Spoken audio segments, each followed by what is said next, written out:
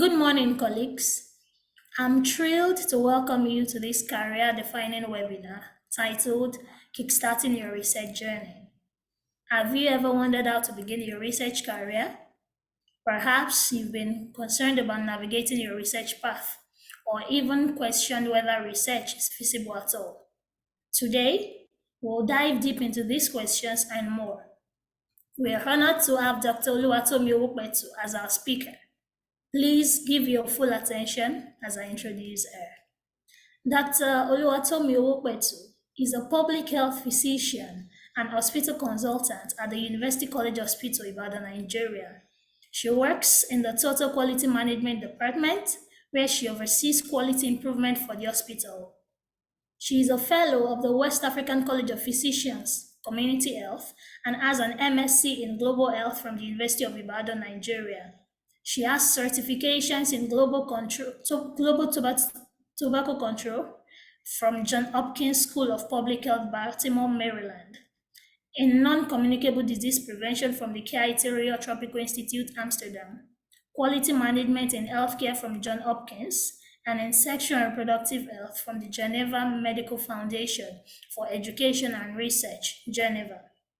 She also trained at the NIH in cancer control at the National Cancer Institute. Her research focus is global health and non-communicable diseases, including palliative medicine, epidemiology, tobacco control, and reproductive health. She has worked on grants sponsored by the Bill and Melinda Gates Foundation and Grant Challenges Canada, as well as the University Senate Research Grants, and has presented at various scientific conferences within and outside Nigeria. Dr. Oluwatomi has published over 30 scientific articles in peer-reviewed local and international journals. She works with agencies and non-government organizations on public health programs in Nigeria, such as the Nigeria Center for Disease Control. She is also a national-level master trainer for the National Primary Healthcare Development Agency on the CHIPS program. In addition, she consults for the Tobacco Control Desk at the Federal Ministry of Health, where she has worked on drafting national strategic documents for tobacco control in Nigeria. Dr. Oluwatomi is a member of the Nigeria Medical Association, Medical Women Association of Nigeria, International Epidemiological Association, the International Society for Global Health, the Association of Public Health Physicians of Nigeria, Women Leaders in Global Health, and she's a founding member of Women Leaders in Global Health Nigeria. She is also a founding member of CORD Africa, where she collaborates with public health experts and global health leaders in addressing public health issues and research on the African continent. Ladies and gentlemen, please make welcome Dr. Oluwatomi Owopetu.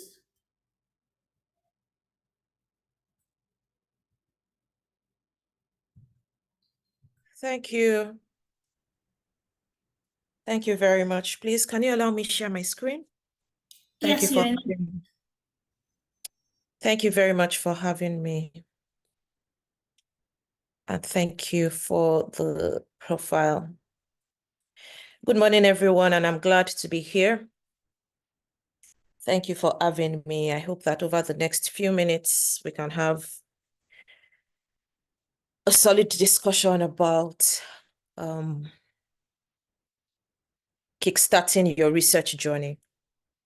Okay.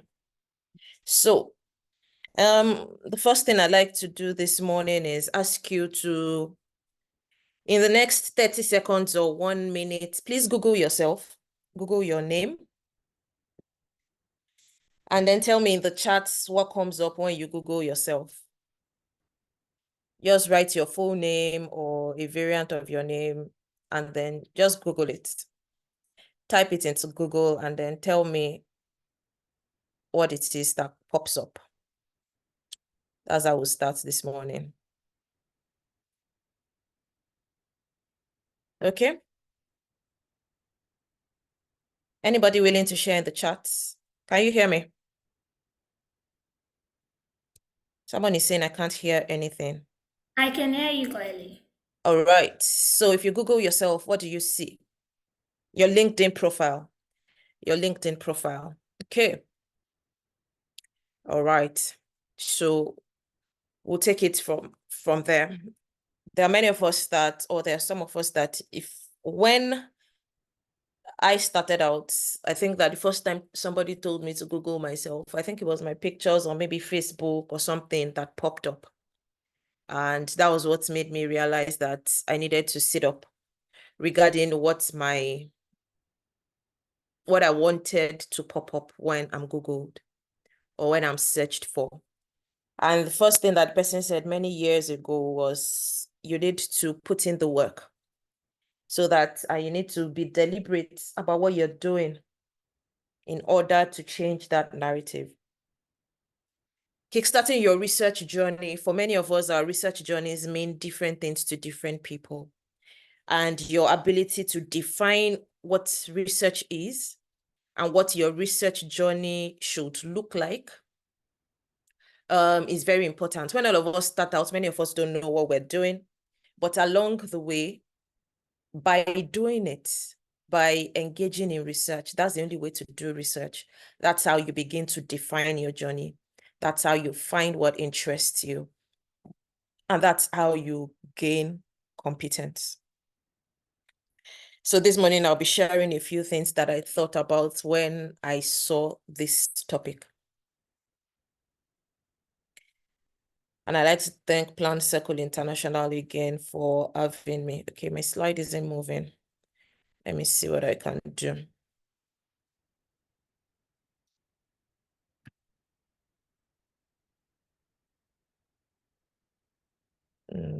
Just a minute.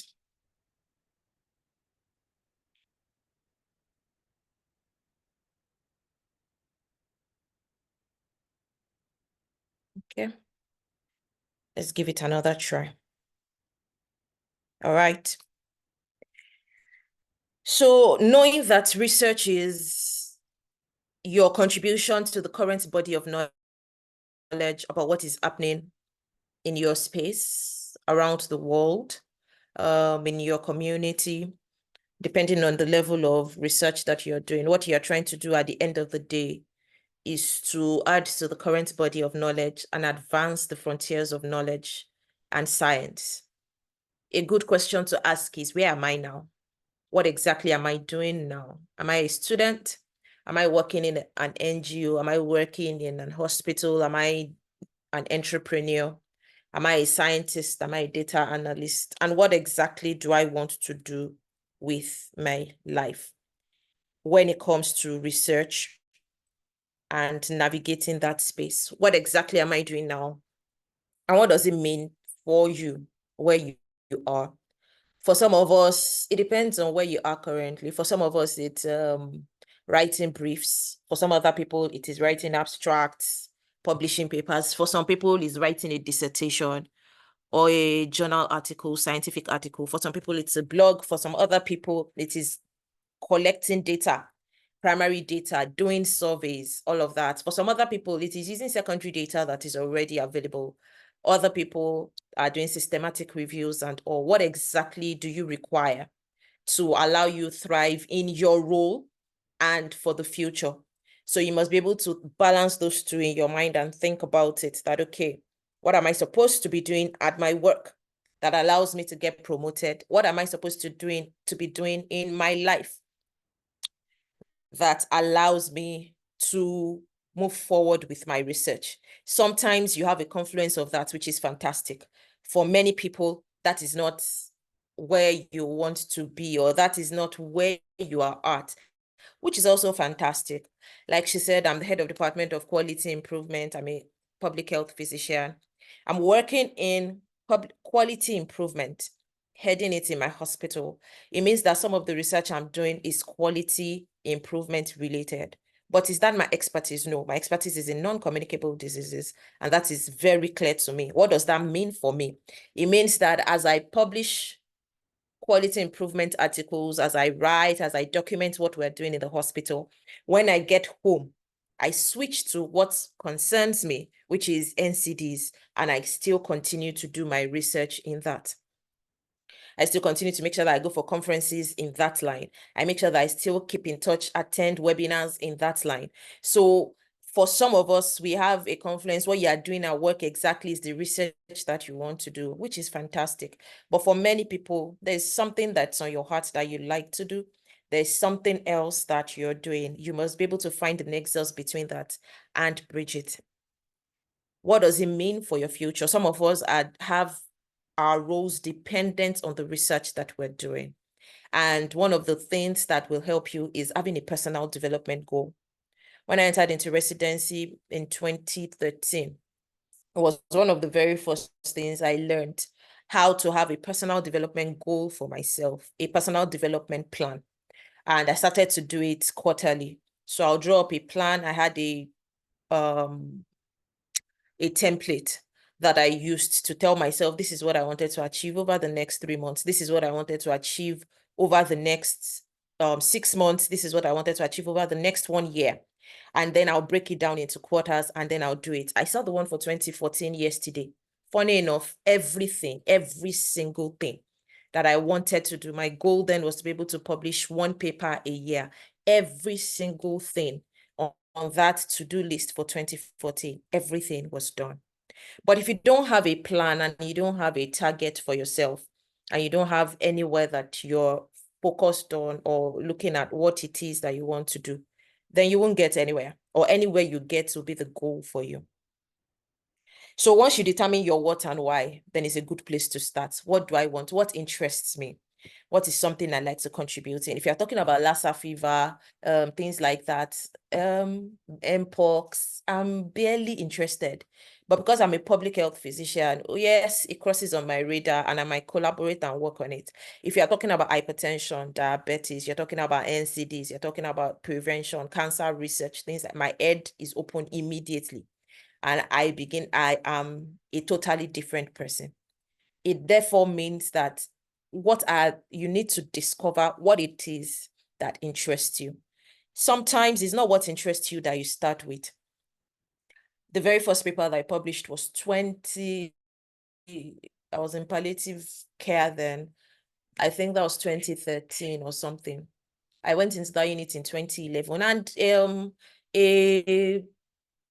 she's now a professor and head of a department. She came to the unit then and said that she wanted us to write a research paper. I'd never written a research paper in my life, not even an abstract.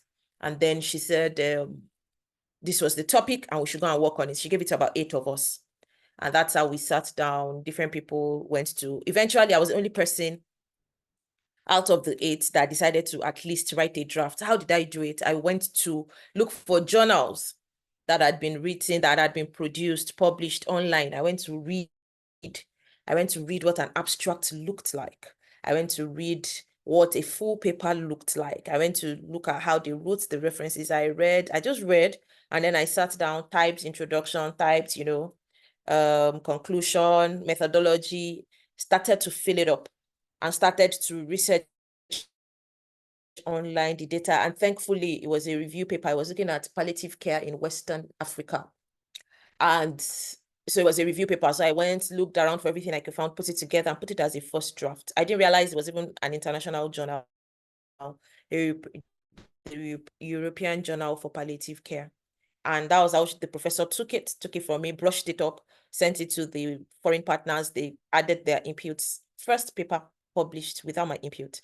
So when you're starting out without when I say without my input, without me stressing with all the corrections and everything, all I had to do was write a first draft. And she wasn't there to say, this is how to write. No, she just gave out the assignments. Those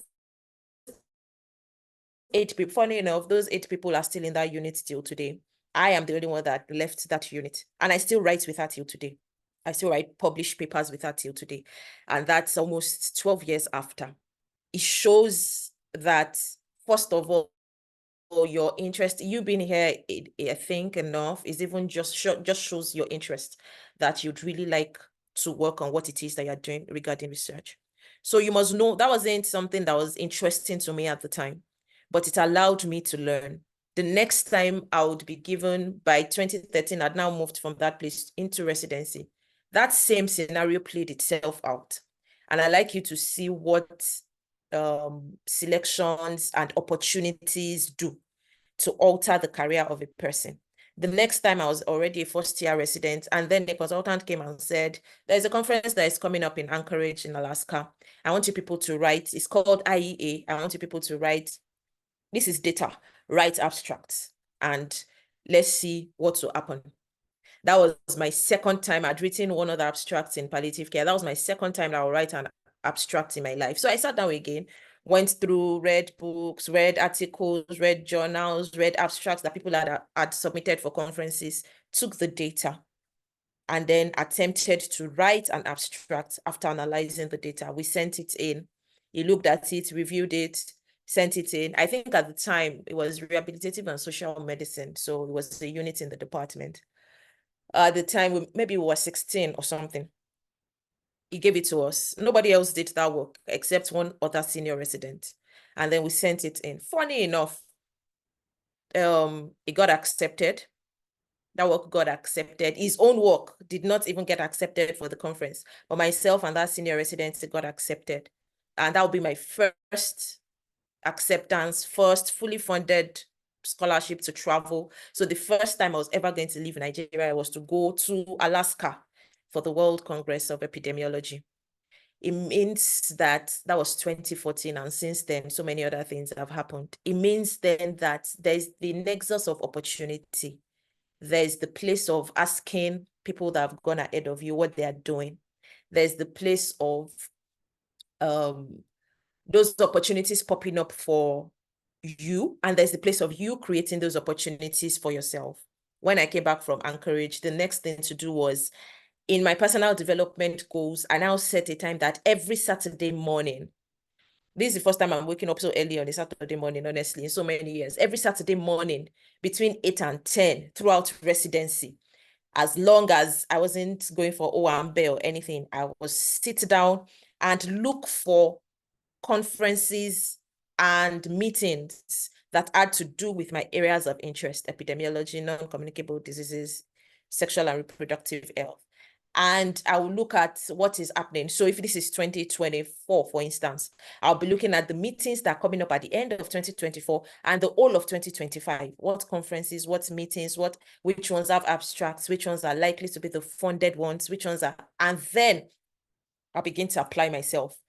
I will note them, bookmark them, send them to myself on WhatsApp, and then begin to prepare, look for data. That time I was a young resident, I didn't have data of my own, but I'll talk to my seniors, ask them questions, talk to the consultants I was working with. And then before I knew even about using secondary data and all of that, if they were on any grants, I would join them and do all of those things. And in the 5 to 6 years that I did residency, that provided the opportunity to do so much. I had gone to maybe 10 or 11 countries without ever knowing where they bought tickets ever to present my work, the work that I'd done, the work that I did with other people. By that time, I had gained my own competence, learned how to do my own research, be first author, and all of that. It means that when you see somebody say that they have 100 papers, 200 publications, it means that there's something that they're doing that we are not doing. There's an intentionality. Those things don't just happen. And that is if that's the only thing you gain from my talking with you today, then it's fine. Those things do not just happen. Your preparation meets opportunity. And if you find out that there's no opportunity, there's nobody mentoring you, there's nobody ready to take you on, then you have to create some of those opportunities for yourself. Will you be deliberate about it? Are you willing to research? If you said that you don't have money for primary data to collect data, are you willing to research what are the secondary data sources for the fields that you're interested in? Will NDHS work for you? Will NAIMS work for you? Are you ready to do literature search and see what other things people have done and what their sources of data were, so that you can leverage and use those sources of data that you do not even know exist? I hope that everyone is still following me. Let's see. We are with you, man. Yeah. All right. Yes. Thank you. Thank you very much. Okay. All right. So that is one good place for you to think about what you are doing and just make up your mind to do what you need to do. Research is skill-based. The more you do it, the more adept you are at it. Many of those times, if they told me to write something, it would take me days, hours. Today, I can comfortably sit somewhere, and maybe by the end of the day, if I start in the morning, I possibly will have a first draft. It wasn't always like that. So your skill becomes refined as you keep doing many of those things. Pay attention to what has been done. If you are not reading, you won't know how to write. If you are not writing, you will not know how to write. So there was another time in my life that I was reading 3 papers a day. There was a time it was 2 papers a day. No matter the posting I was in as a resident doctor, I'm reading 2 papers. Eventually, I moved it to Google Scholar Alerts on my phone. Every morning, I set Google Scholar Alerts. Every morning, I get alerts, then I expand it over to every 3 days. So you can set it, customize it. Every 3 days, I get alerts on the latest papers and NCDs on my phone. And I just click it. I'm able to read the summaries and move on now. But then what I started out with was I will read 2 full papers every day, beginning to end. And I'll summarize it in a paragraph. I'll ask myself questions. What could I have done better? If I was going to do it, I replicate it in Nigeria, what would I do? If I was going to replicate it in another setting, what would I do? Do I think that this research, but it was a goal till I reached 100 papers. I would read. And then when I reach 100 papers, I'll congratulate myself, buy ice cream. I love ice cream a lot. Buy myself ice cream and cake, and then start that cycle all over again. Once you don't read, you don't know what is happening. Once you don't read, you don't have an inspiration to write anything. Once you don't read, there's no research idea that is coming to you. It is from the abundance of your reading and your ability to now put pen to paper and say, okay, this is what I want to do. Someone has done these assessments in Abuja. If I decide to do it in Oyo State, what is the difference? Why would I want to do it? What should I expect? How do I make it better? And when they say gaps, okay, so what is the gap in this study? What could this study have done better? What is missing? If you're not reading, you will not find anything. You will not think anything. You will not observe anything. Sometimes you'll have even left the paper 2-3 months ago. I was having a discussion with another doctor on Twitter recently, and then they were talking about hypertension and what they had done in a community in Warri and all of that. And it came to me that I'd co-written a hypertension grant with somebody in 2022. And we'd done something that was similar to it in Yemetu. And then we began to talk on Twitter. Other doctors from America, public health doctors, everybody joined into that thread and started going into that discussion with us. What did you find? Why do you think it happened in Warri that way? Why do you think this is happening in Ibadan? Why? And then it was like, okay, we should have a Twitter space about it to talk about our findings and what we can do to improve our communities. That is something that we have not even published the paper from the study. But if you are not reading and you are not studying, then nothing happens. If there's work that is actively going on in your department, in your hospital, in your NGO, wherever you are, participate in it. Don't say that is not my field of study. Don't say that is not something I'm interested in. That's where you gain competence. Sometimes that is where you gain collaborators. Sometimes that is where someone gets an interest in you. Sometimes that is where you even get the inspiration for what next you need to do. And the part of applying yourself is a non-starter. You must apply yourself. We work hard and we work smart. So that part of that, you won't read, that you won't study, that you won't put yourself in courses. There are writing courses, there are author aid courses that you can do online that are absolutely free. But you need to put yourself in those spaces and do those things. There are many lecturers that have data that is just lying around. There are master students have done them. They've not written anything. They've not published anything out of it. There are many repositories of data that are around you. And the more you begin to ask your seniors, your colleagues, your peers about what can I do?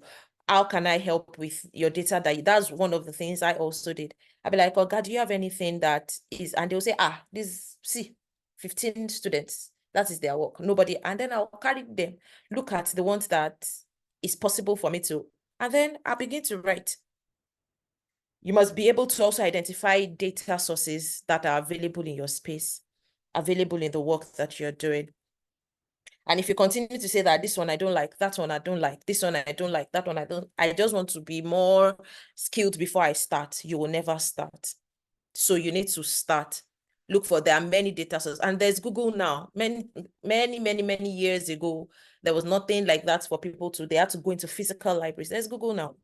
If you Google and you look at what are the data sources for NCDs, you'll find in abundance. What are the data sources for sexual and reproductive health research? What are the data sources for, you will find repositories, you'll find many things. And sometimes you think that it will cost you a lot of money to do some of the things that you want to do. Not necessarily. And then learn analysis and the use of software. In this day and age, everybody has to know how to use Excel. You have to know how to be able to analyze the results that you get. You have to be able to analyze the results that you get online. You have to be able to learn. There are many YouTube videos on Coursera. There are courses that you can take. There are people that know how to do these things already. I can actually go for data analysis courses, the use of SPSS, R, Stata. There are many free resources that are now available. And so the ability to write is a skill, and you must learn it. You learn it how? By writing. By actually taking your time to actually start to write. I've talked to somebody before and I was like, I want you to mentor me. I want to write a paper. I want to do this. I was like, no problem. So I gave the person a topic. I was like, oh yeah, let's start from the introduction. He read, he did the literature review, he did everything, he did cut and paste of what he had found online. But when it was time to now start typing and writing, he could not write. It fascinated me a lot. Like, he could not write anything. And then we had to start from the beginning, because it was like, I've read it, Chief. I've cut and paste. I've done all the, joining, you have changed all the words. But to actually start out to type, he could not do it. And so there was a gap between the ability to synthesize what he had read and the ability to put pen to paper. So we needed to address that gap. And so sometimes mentoring is the best thing that can happen to you. Getting someone that is ready to hold your hand, teach you, and help you. However, if that is also not available, there is self-directed learning, like we always say, in which you decide to teach yourself. The ability to edit, proofread, be aware of plagiarism and how it can negatively impact your career, the ethical use of AI, chat GPT and all of that, and software that is available now, and the ability to receive feedback is critical. You can look at your paper, and because it's very dear to you, you feel like, this is superb data that everybody should be interested in, but necessarily doesn't work that way. And somebody can look at that paper and within 5 minutes, they've trashed everything that you've done. Your ability to receive that feedback without offense and allowing yourself to take that feedback and use it is the most important thing for you. Start broad. Identify the parts that interest you regarding research. Find gaps. Observe. Mpox is happening now. What is the difference between what is happening now and what has happened during COVID? Sometimes that is all you need to start. How are we navigating this situation now? And what lessons does it show that we learned from COVID or that we did not learn? There's an EEE going around now in some states in America, and they're having lockdowns now from 5 p.m. I think I was reading that 2 days ago, where everybody needs to go into their houses because some kind of encephalitis is going around, I think mosquitoes and all of that. Is that going to spread around the world again? Is that something, are we headed for another lockdown in 2025? So your ability to look at what is that, sometimes it's just the news, sometimes it's just Twitter that sometimes it's Facebook. I'm not on Facebook, but sometimes you get those things from just what is happening in the news. Be deliberate in building your portfolio. Google Scholar, ResearchGate, getting an ORCID ID, collaborating with your mentors, with your peers, people that like you, with your mentees, people that you think that you're mentoring, and on courses and trainings. There are trainings I've gone for that when we were done, everybody was like, okay, so what do we do as the outcome of this training that we come to do in America? And let's write a paper together. And that's where it starts from. Begin to collaborate, right? These days, opening, you don't have to be in the same physical space with anybody to write with anybody. The person can be in Abuja, you're in California, the other people are in Ghana. And all of us just open a Word document. You're writing the introduction. I'm writing the method. In the same document, everybody is writing. You are seeing what everybody has done. In 10 days, you see what every other person has done on the same document. Nobody's even copying and pasting. Somebody is editing, somebody's doing the referencing, and that's it. So you can collaborate with anyone from anywhere now, and then choosing where to publish, choosing your journal, that is a whole topic on its own. Peer reviews and edits, that's another big topic on its own. Being able to document your lessons, review your progress, and celebrate your wins is important. So is your goal to publish more papers? Is your goal to learn how to write abstracts? Is your goal to do surveys? Is your goal to use more, learn where the sources of secondary data are for the things that you need to do? Is your goal to finish your dissertation? Whatever it is that your goal is, make sure that you choose something that is bigger than you, big enough for you to do, but also choose something that stretches you. That when you look at yourself, you can choose the goal that, okay, in the next 5 years, I want to have published 50 papers, 100 papers, if that is something that is useful for you. If it's not something that is useful for you, in the next 5 years, I want to have done this number of surveys, done this particular research, or even in the next 1 year or 6 months, or by December 2024, I want to have done this, and then work deliberately towards it. It's not everyone that will have a lot of published papers. For some people, it's writing policy briefs. So you must determine what it is and what it is that you want to do and do it well. Research is formalized curiosity. It is poking and prying with a purpose. And so you must always remember that. Remember to apply yourself. The dividends of it will come, the rewards of it will come. When you see yourself getting cited, I think that's one of the most interesting things.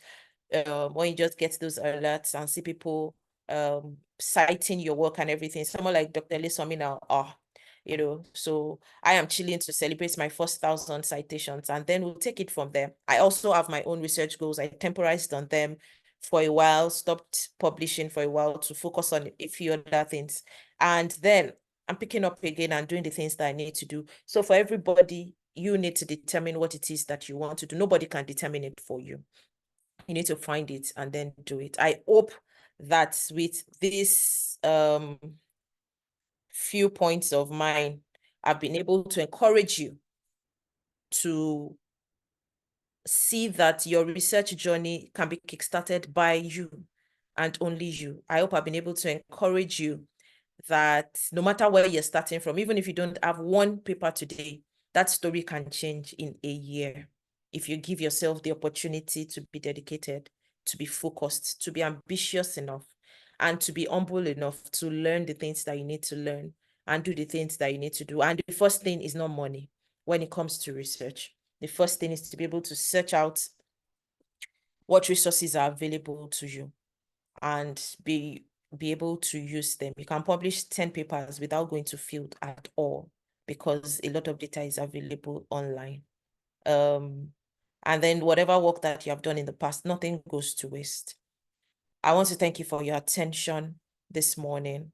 I'll take questions and comments. I hope that you find this useful in whatever part of your journey you're on, whether you're writing, you've never written, you would like to write, and all of that. Thank you very much. Thank you so much, Dr. Owopetu. This has been an exciting and insightful session. Thank you, thank you, thank you. So we've had a few comments and questions in the chat box. I'd like to take them before we welcome Dr. Rashid Nuruddin for his question, and other questions that will be coming up. Okay, so Adana or Adema is saying she would like to have examples of the free writing courses. Hopefully you can maybe type those in the chat box to respond to her and others with similar questions or opinions. Okay, so Mohammed Noor is saying, how can he get the appropriate journal when publishing his data? And what is the procedure for publication? So maybe you can respond to that first before we take others. Okay. So thank you very much. The person that was asking for a writing course, if you go to Author Aid, Author AID, you're likely to see writing courses there. And then if you Google scientific writing courses, I'm sure that many other things will come up. But Author Aid was the one I used many years ago when I was going to start out. And so I think that the courses are still available. Getting the appropriate journal when you have data. That's a whole topic on its own, but let me try to summarize. Getting the appropriate journal is an art and a science. The science part of it is that there are many predatory journals, meaning that there are journals that are out for maybe your money, they're unregulated, and they are the ones that advertise themselves quite a lot. So the goal is to ensure at least that the data that you have or the work that you have aligns with the goals of a journal. So you need to ensure you can Google the list of journals that are available in your field or that are related to that topic. So if it is a sexual and reproductive health work, you can Google what are the journals that publish sexual and reproductive health articles. That is a good place to start from. And then go and look for where they're indexed. Are they on Google Scholar? Are they on Scopus? Are they on those sites that you know that these are authentic journals?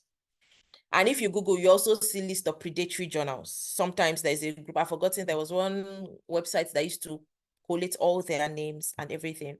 So first of all, you want to make sure that the journal is legit.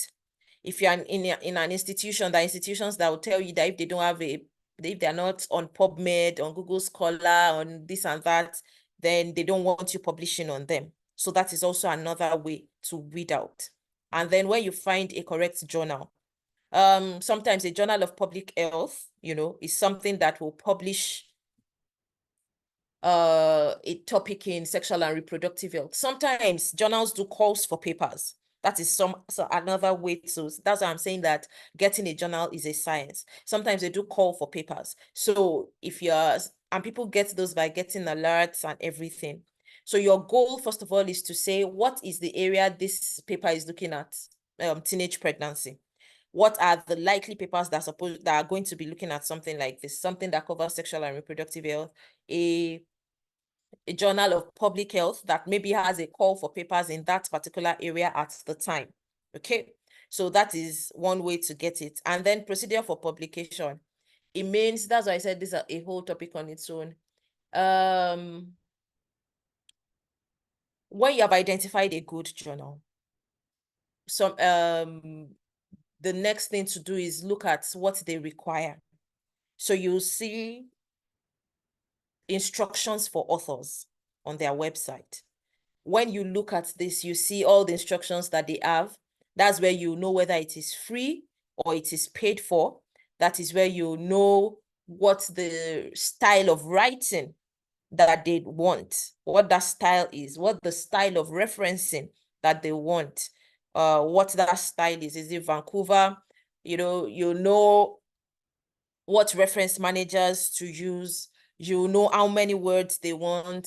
You know how they want. Some people want their abstracts in a particular way, introduction, key findings, methodology. Some want introduction, methodology, conclusion, assessment. So it depends. For many, they also have the different kinds of articles. So you could be writing a review article, you could be writing a systematic review. Whatever it is that you're writing, they have different styles and different formats for each of those things. So you will need to review all of that and then format your work to fit into what they want. Sometimes they have fonts. They as detailed as the fonts, the font size that they want exactly, and all of that. And so when your science is right and your paper is right, doing all of that formatting is work, but it's easier.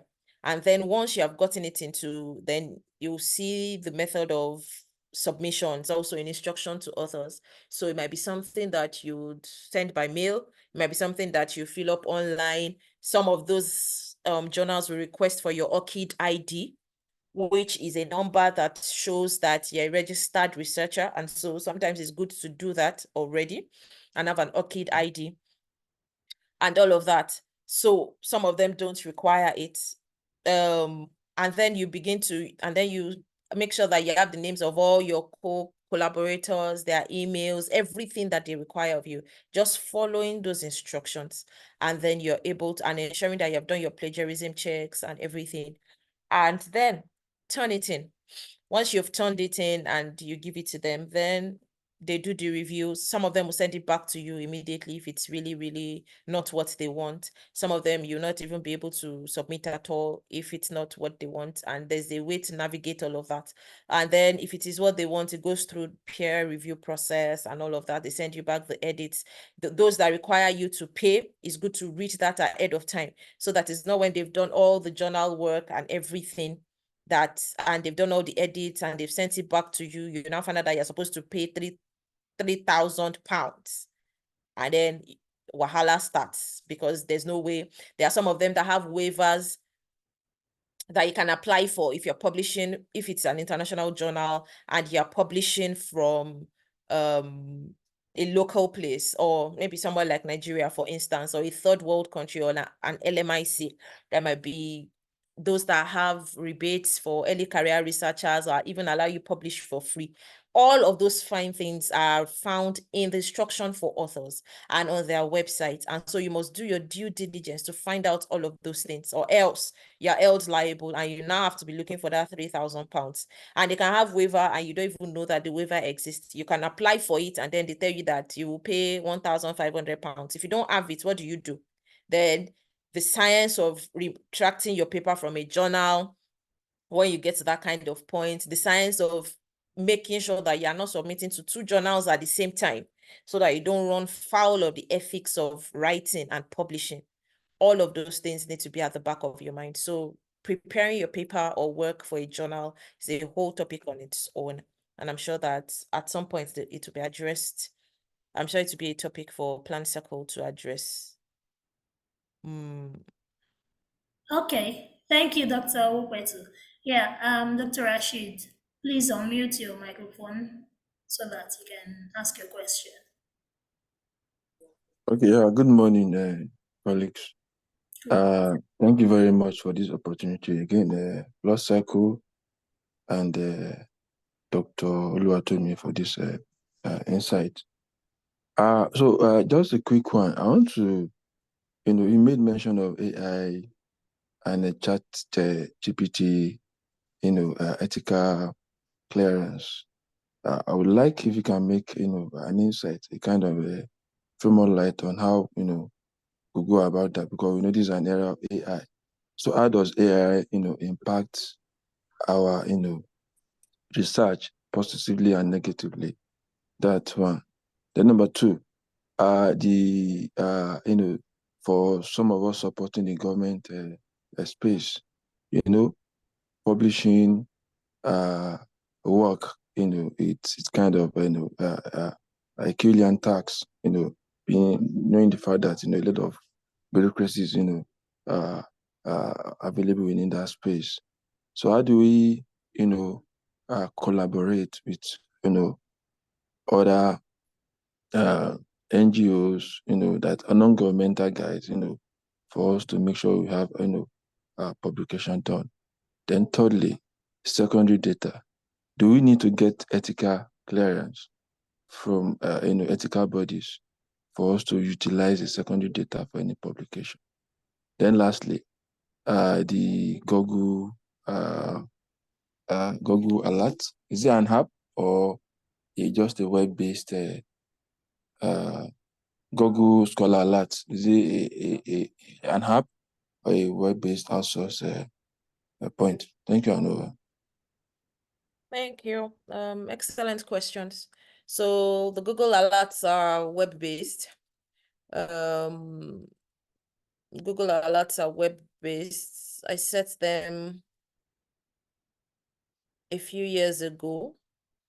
So if you go to Google and you click on Google Alerts, how to set up Google Alerts, it shows you exactly what to do. Go to Google Alerts, enter the topic you want to follow, show options. It tells you how often you want to get notifications every day and the type of sites that you see. And then you click create alert and then you get the emails whenever those happen. So it's very easy to do. It's just web-based. And then I just linked my Yahoo account to it. So I'm able to use that. So every day, whether I'm online or offline, I get alerts regarding papers that are being published on NCDs every day. Secondary data, there are some of them that once you write and tell them what it is that you are doing with the data, you have permissions to use it already. So it depends on the site that you're using it from. So you need to read the fine print on the data. If it's GBD data, you need to write for permissions. If it is NDHS, there's a way it is written. If you read papers that have used NDHS data, you will see how it is worded when they use that data and all of that. When you work in a government establishment, sometimes you cannot use the data that is available to you within that system because you don't want trouble. And the way to go around it is to make friends in other places, network with people that you went to school with, and like you said, NGO people. Where do you meet them? Volunteering. Where do you meet them? Going for conferences, going out of your comfort zones, meeting people on meetings like this. When people introduce themselves in the chat boxes, note their names, note where they're working from or where they've dialed in from to meetings like this. That's how I started out also. Made friends across other spaces apart from what was happening in my teaching hospital. So I volunteered with other people. I had friends outside of my hospital that the thing we were doing was research. The reason why we were friends was that so that we could collaborate on work, go for meetings, go for conferences, go for attend webinars, things like that. Those are the places where I made friends outside of work that helped me to publish without using, and some of those courses that I went for, those were also places where I met people. The use of AI. I've honestly not used AI to write any papers so far, because I've not applied myself to learn the ethical way. There's a guy on Twitter that teaches the ethical way of using AI to write. And he has threads upon threads. I've forgotten his handle now. He has threads upon threads of how to ethically use AI in scientific research. They've called him to different places around the world. I've seen his presentations, but I've not particularly paid attention to using AI to write yet. So if that's something you want to get into, then that means that you must do the research yourself.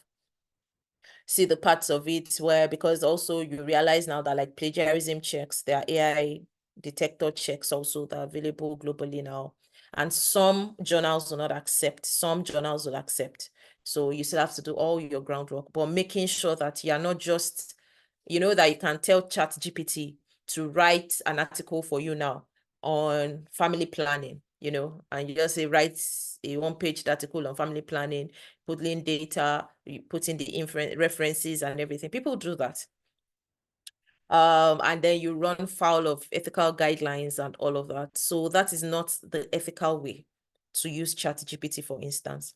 There are things that you likely would have already written. You'll have done your groundwork, you'll have done your research, and perhaps you now use AI to modify what you have written, to refine what you have written, and understand the limitations also of AI and how some of those sites, even like ChatGPT, can give you false referencing and false citations. And when you go to Google the references, they don't exist.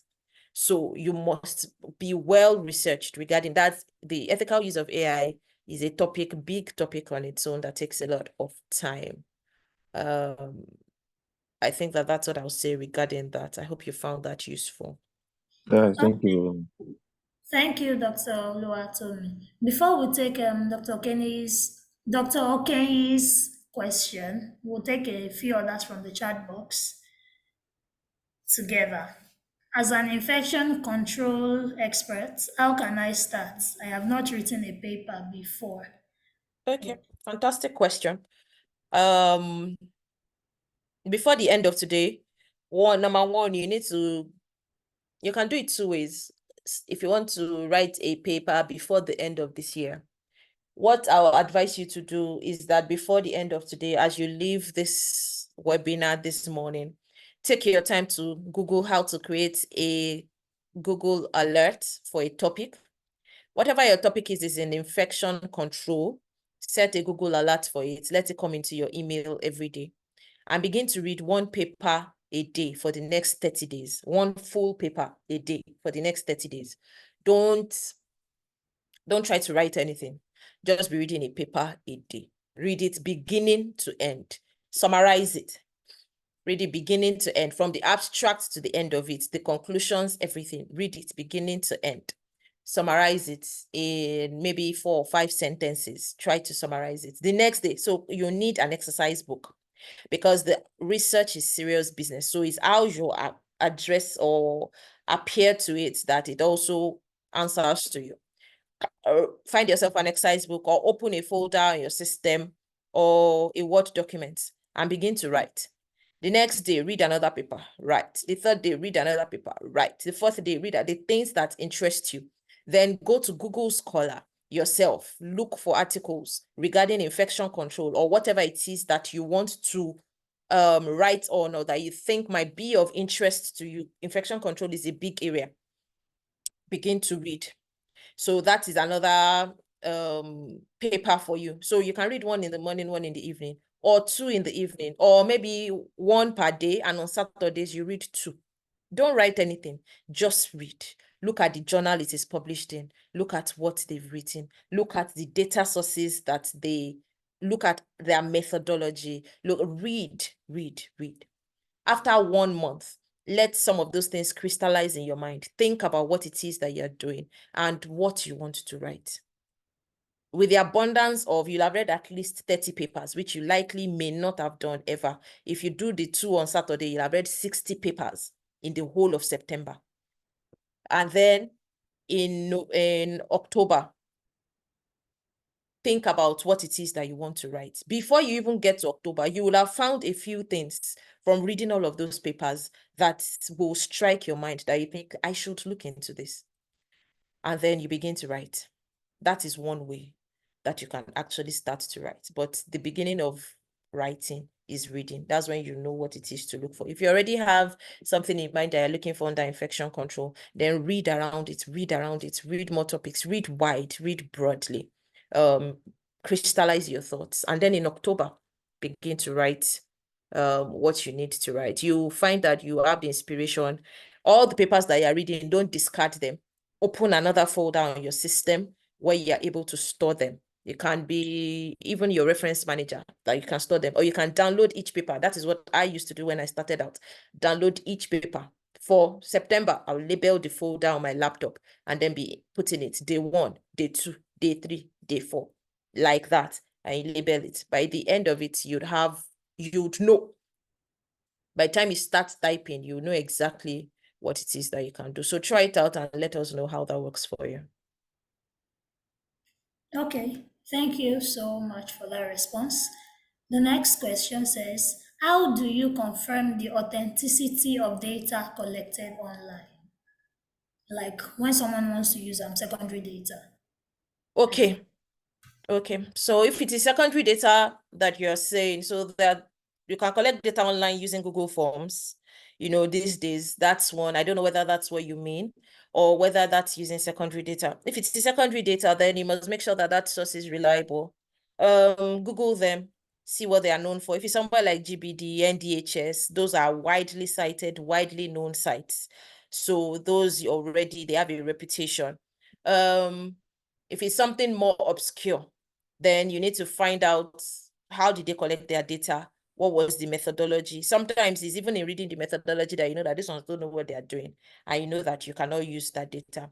If it is that you used Google Forms to collect data and you want to verify the authenticity of data that is collected online, people can only I think that's why we have space for bias in research, knowing that there are many things like social desirability bias.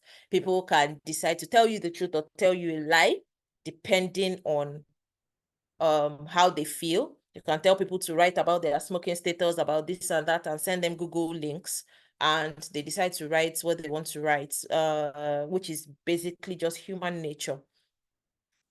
But I think that one test is that the majority of your data usually, if you think about the Gaussian curve, usually a lot of it clusters around the same place.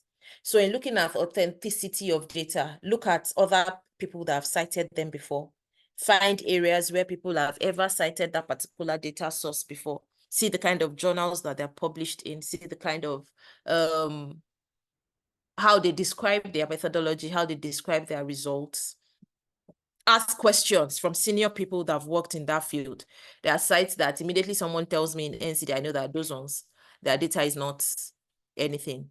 And there are others that you know that, yes, that's a legit source. Ask from people around you that are experts in that field. And then that's the way to know. I hope that helps you.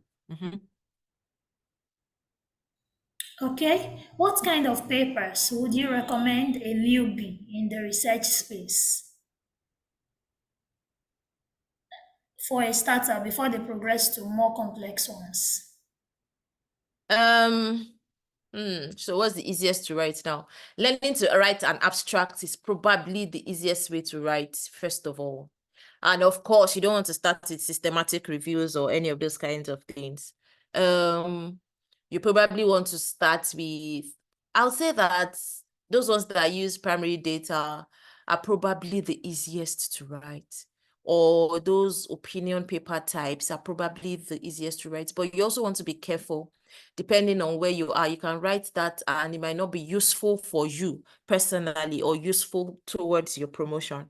So the easiest paper to write are probably with secondary data. That means that you have to be able to analyze data. If you're able to analyze data well, and there is the way to analyze data, that's another topic entirely on its own, the use of weights and all of that.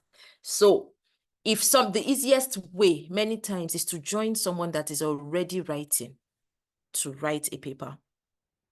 If there's nobody that is writing around you, then the easiest way is to look at papers that are online and try to, for your own personal learning now, not publishing, try to think about what it is that you would have done if you were to replicate it where you were and trying to write it out by yourself. That's probably one of the easiest ways to start to learn how to write. An abstract is, if you have something from your first degree or your master's degree, that might be somewhere else. There's a repository that has thousands of dissertations. I'll send it to Miss Anu after this. That has thousands of dissertations on it that you can also go to see dissertations that people have written, thesis that people have written, and you can use it also to find out where the data sources were. And if you find any of those data sources online, then you are able to replicate that where you are and then use it to write. So if you have something written out already, first degree, second degree work, then you're able to do that. If it's something at your place of work and you have data and you're permitted to use it, it might be a good place also to start. Okay. So yeah, so that's it. How do I get registered as a researcher? There's something that is called an ORCID ID. So look for it. Once you Google it, you'll find out to set up your ORCID ID. That's one good place to start from. There's another place called ResearchGate. Set up a profile for yourself, and then you can add your work from time to time. Google Scholar has a place that allows you to set up your profile as a researcher. You can set it up even without any paper yet, and once your papers begin to come in, they are automatically picked up. There's Web of Science that alerts you. The Web of Science Web of Science. Shows you can upload your papers there. It's even by itself curates your papers, your citations, everything, puts them in one place for you. And you find all your papers, all your citations, everything in one place. So those are some places that you can start from to setting up your profile. LinkedIn is a good place too. Setting up a proper LinkedIn profile is also a good place to start, set so that when your papers are published, they are gotten there. And then that's a profile that you can put in the links on your CV. They have links that you can generate and put on your CV and all of that, so that when people, or you can put at the bottom of your mails, so that when people just click on the links, it takes them straight to the work that you have done. They serve as online repositories for your work as a researcher. All right. Okay, thank you so much. Dr. Kenyi, please unmute and ask your question. Yeah, good morning, Doc. Good morning. Thank you for your insightful information and words of encouragement. So I would like to digress a little bit. I'm coming from environmental sector, and oftentimes when I'm looking at most of the publication, I hardly see most of interesting environmental publications. So I don't know, through your versatile way of researching, if there is any particular site that focus more on environmental publication that's related to disease and also climate change to health. So I just want to know if there is, if you have any idea, because me, I'm also interested in research, but most time it looks a little bit cumbersome for me to start. Thank you. Yes, so starting might be cumbersome. Environmental health, and I think that some of environmental health is very interesting. A good place for you to also start is, or a few things that you can look at in starting is, number one, go to LinkedIn. Who are the people that are in environmental health? Put in the search button on LinkedIn, look for the people that work, type in environmental health, see the accounts, people accounts that pop up. And when you get to or environmental health research, when you get to their pages, find out if they have like a link to their publications. That is one place to start. Number two is to go to Google Scholar, or what's the other one? PubMed. Yes, Google Scholar or PubMed, and find out, just type in environmental health articles and find out what articles pop up.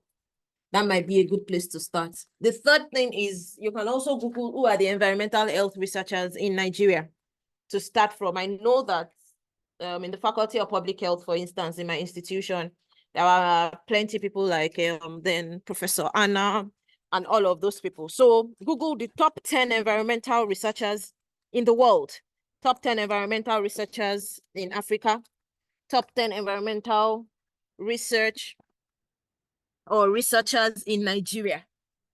And then go and look for their papers, go and look for their work. There must be something interesting. By the time you've done all that groundwork, you will find something interesting. Set up a Google Excel sheet, type in all those names, type in the papers that you've gotten, create a Google alert for them. You will find interesting papers, I assure you. And then I think the real thing is being able to start. So when you read all those papers, read them with the mind that I'm going to work on this. I'm going to use this to kickstart writing. And I've told you that you have to write by writing. So now that I have said I have not found many interesting things, I'm sure that your search has not been wide enough. So if you enter PubMed today and you Google environmental health research, I assure you, or Google Scholar, you get a minimum of maybe 2 million or 1 million articles, and then you can start going step by step from there.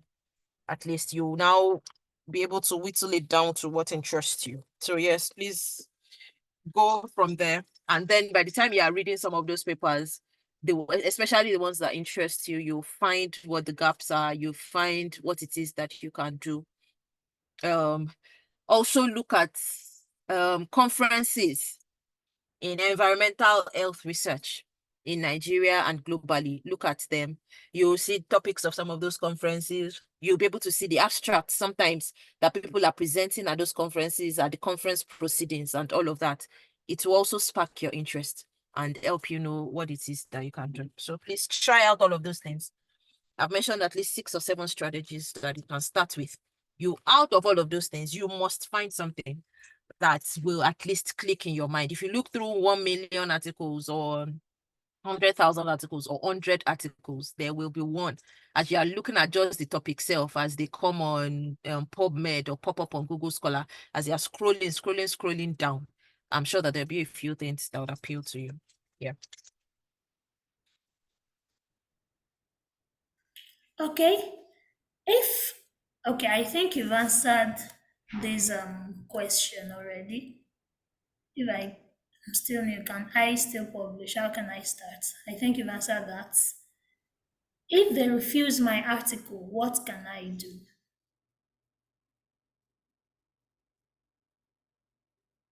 If my submitted article gets rejected by a journal, what do you advise? Okay. So I think that happens to us all. I think the first thing you even have to congratulate yourself for is that you even got to the point where you wrote an article and you got to the point of rejection. Does it hurt? Yes. Do you need to take it personal? No. They don't know you, and it is a part of the scientific process. Will you have articles rejected in the future? Most likely, if you continue to do research. Is it a reflection on your person? No. So once you can detach that outcome from yourself, it will pain you, but it shows you that they're probably, maybe it doesn't align with their journal goal. Maybe it doesn't align with what they want to publish at the time. Maybe you're not the right fit for them. Maybe they're not even the right fit for you. But the ability to take the feedback and see, some of them will tell you exactly why they rejected your article. So look at it and see, which is why journal selection is a whole science and art on itself, which is what I said before. So sometimes it even fits the journal, but they don't want it. Maybe they published something similar in the past. Maybe they feel that, okay, this doesn't currently add to our knowledge or whatever, or maybe this is not what our readers want to see. So if you do that, take the feedback. Go back to the drawing board, pick that paper again, because you're already intertwined with the paper, you wrote it and everything, you might not see any errors or anything. Show it to somebody else. Just it, tweak it, add something to the title, reword it, edit it, make it better, find another journal. Find yourself another journal. I recall that there were times that there was a particular paper like that. It got bounced from place to place. They will send it in this journal. They will not even do peer review. They will send it back. They will send it in. They will not do peer review. They will send it back. But done like maybe 3 journals or something. I mean, I was like, I'm tired. I'm not going to. I just said, let me give you one more try. The 4th journal accepted it. That was years ago.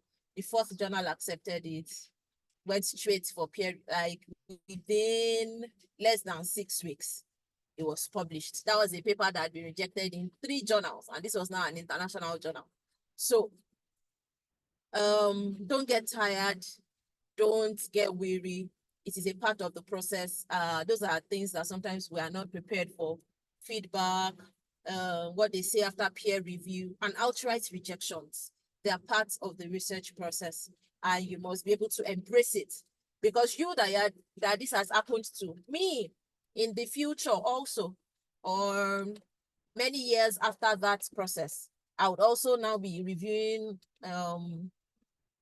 I work as an abstract reviewer for the American Public Health Association meetings and for their yearly abstracts and all of that. Me too, I've been sitting on that thing for maybe now 4 years or 5 years now. Me too. Sometimes rejecting people's abstracts and journal articles. And you see how life comes around that. Okay. So some years ago, it was my own abstracts and articles they were rejecting. Just 3 years down the line, I now became the person that was also accepting or rejecting abstracts and articles I also review for a few journals. So I've also seen that, well, sometimes those things happen. So don't take it personal. Dust yourself up, refine it, make it better. If they gave you feedback regarding it, then put it to work. Sometimes you take it back to the same journal they accept. Sometimes you take it to another journal. So just be sure that you are not double submitting. That's all I have to say regarding that. Ensure that you just submit to one place at a time and wait for their outright feedback before you send it somewhere else. And sometimes it means that you should just quit. Let me also say that sometimes you think that it's a very fantastic topic and everything. Get two or three more people that are a little more knowledgeable than you to look at that paper and be ready for the feedback. In case they tell you that, oh yeah, leave the paper, go and research something else. It's no longer something useful and all of that. Be also ready for that and be ready to let go and start over or pick another section of that paper to do. So yes, sometimes the answer is not just to resubmit. Sometimes the answer is just to allow it to be. So it depends. But just get feedback from other people before you resubmit it, even if it's just one more person. Okay.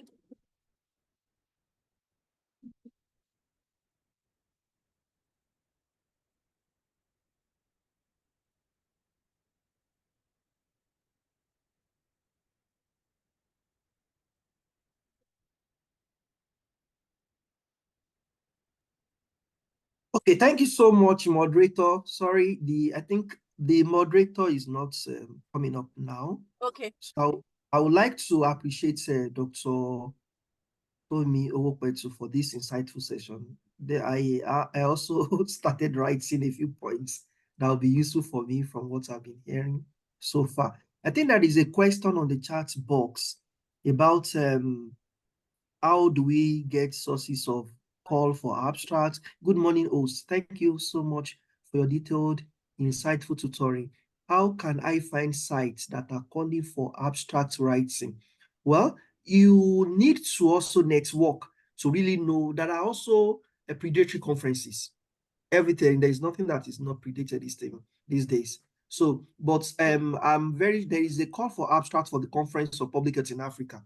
And if your abstract is accepted, you are likely to be fully funded to this conference. I've enjoyed that in the past. So the call ends on 23rd September. So you can Google that.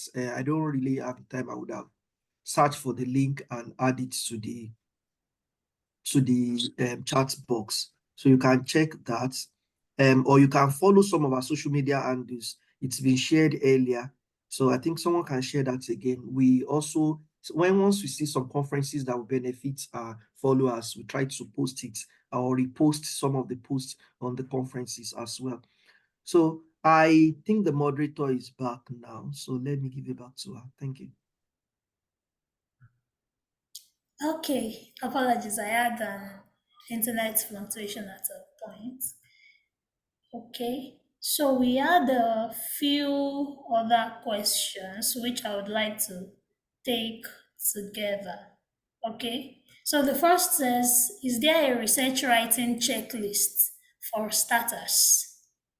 Research writing checklist for starters. That's the first. The second is it possible to publish a paper without being affiliated with an institution? Over to you, speaker. Yes. So is there a research writing checklist? You might need to Google that up and see if you would find like a checklist that helps you know that this is what is available or this is what you have to look out for. So it's possible. There might be one. I have no idea, but in this age of knowledge, information, and management, I'm sure that there would be one. So please check online. You might find a research writing checklist that helps you know that this is what I'm supposed to do first. Gather my data source, determine my niche, determine what I want to write, find the gap in existing literature, stuff like that. Identify primary source or secondary source or whatever, or tools that are available. So yes, it is possible that there is one that is available. Please, what was the second question? The second question says, is it possible to publish a paper without being affiliated with an institution? Yes. Yes. Sometimes people use their past affiliations, although I'm not sure that there's any journal now. Um, I'll defer to Dr. Oluwatomi on this. I'm not sure that there's any journal now that you would not have to put an affiliation or where you're at. So even if you don't want to put your current affiliation, what of your past affiliation? What of your, maybe the school that you did your master's or first degree for? There has to be something, because for them also, they need some sort of authenticity regarding who you are and all of that. So I'm not sure that you can just put your name and just leave it flying. So whether it is an organization that you volunteer for, somewhere that you've worked for many years after I left the Department of Community Medicine, I kept using that department as my affiliation because it was easier for me to use. That because almost the next question you will see after, even abstract, not even journal article, ordinary abstract, your affiliation has to be there. So even if you're an independent researcher, there must be at least an organization, whether where you schooled or where you've worked previously or something that helps them, because the people that you're submitting to, they don't know you and they need some sort of, it's just like an ID for you. So yes, you will need an affiliation. It's possible to submit without having like a present affiliation, or you must have somewhere that you can put down as an affiliation. So you need to think about that. Or some, maybe even if it's somewhere where you're volunteering, you need one for yourself. All right. Thank you very much, Dr. Oluwatomi Owopetu. Those are all the questions we have for today. Thank you so much for coming on board today to have this exciting session. I can confirm with our participants online that it's been a very useful session. Many thanks to you for the expertise you brought on board. Dear participants, this is to appreciate you for your participation in today's webinar session.